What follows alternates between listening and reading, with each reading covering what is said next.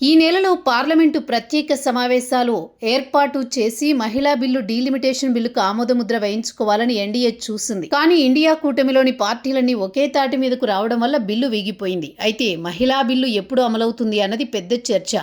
BJP నేతలైతే మహిళా బిల్లుని తీసుకువస్తామని చెబుతూ వచ్చారు. సాక్షాత్తు మోదీ దీని మీద బిగ్ స్టేట్మెంట్ ఇచ్చారు. అది కూడా తన సొంత నియోజకవర్గం వారణాసిలో ఆయన పర్యటిస్తూ మహిళా బిల్లు మీద గట్టి ప్రతినపూనామని చెప్పారు. నరేంద్ర మోదీ వారణాసిలో 2 రోజుల పర్యటన పెట్టుకున్నారు. ఈ సందర్భంగా 50,000 మంది మహిళలతో నిర్వహించిన ఒక భారీ మహిళా సమ్మేళనంలో ఆయన పాల్గొన్నారు. ఈ సందర్భంగా మోదీ మహిళా బిల్లు మీద కీలకమైన వ్యాఖ్యలు చేశారు. దేశంలో మహిళలకు చట్టసభల్లో అవకాశాలు రాకుండా కాంగ్రెస్, టీఎంసీ, ఎస్పీ వంటి పార్టీలు అడ్డుకున్నాయని విమర్శించారు. వారి వల్లే మహిళా బిల్లు అమల్లోకి రాలేదని మండిపడ్డారు.